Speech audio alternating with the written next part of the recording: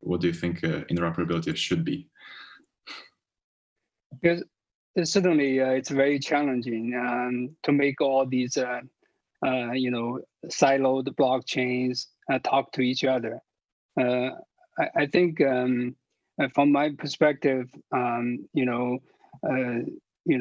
in one blockchain you can do certain operation, and all the operation can be transferred or can be operated by somebody on a different chain, and also not only information but also the assets can be flown from one chain to another. And on top of that, we can build cross-chain applications. Right?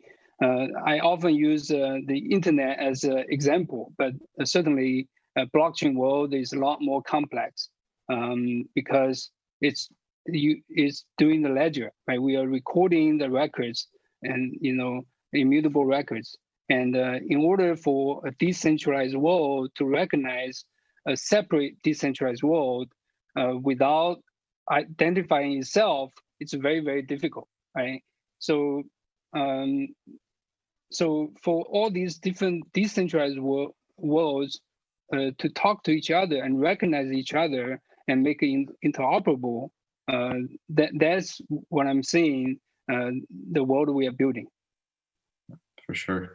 And Jed, I guess you kind of mentioned this in the previous answer that Stellar's focus is on transferring value.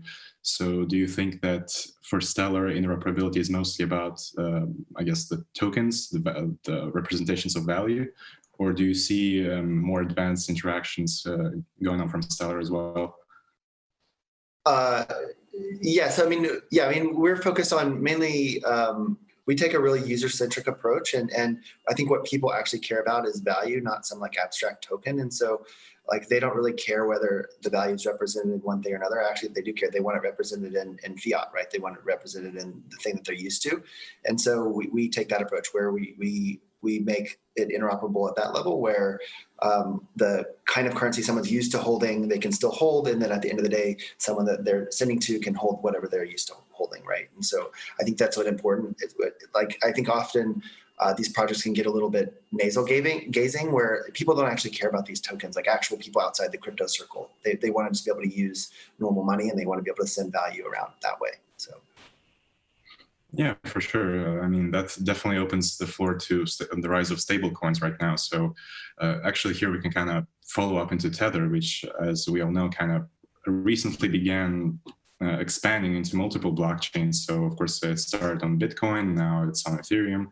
And there is not really a huge amount of interoperability between those various types of tokens. But ultimately, do you think that kind of these stablecoins are the most important thing, to drive adoption of interoperability, to have these stablecoins exist on all blockchains so that value could be transferred easily between the various chains?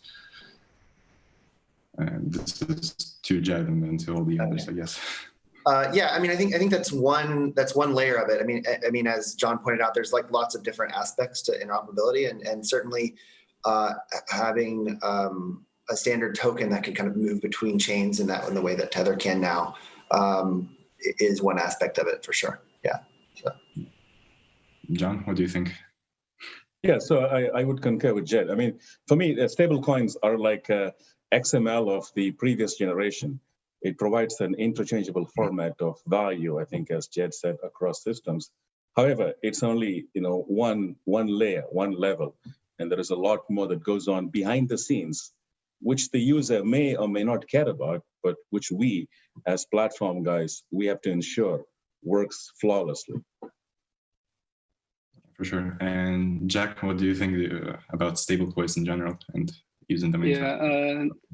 I think stablecoin is quite important for the current stage. It measures the value of the other assets.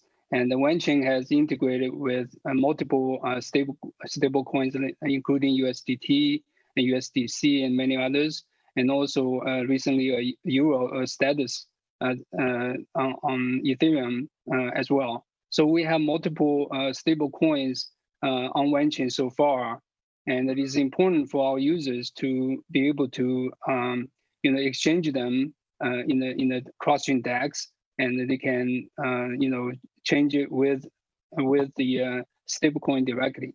What I think is stablecoin is the bridge to the traditional financial world, even though that it's kind of centralized and has some risks behind it, but we certainly see the needs. It's very, very strong demand for it in the blockchain world, because a lot of trading or a lot of value are being carried by the stable coins. I think it's a current bridge to the traditional financial world, and including, of course, other assets can be moved up onto blockchain little by little. But what I see today, the stable coins really are very, very important for the current stage.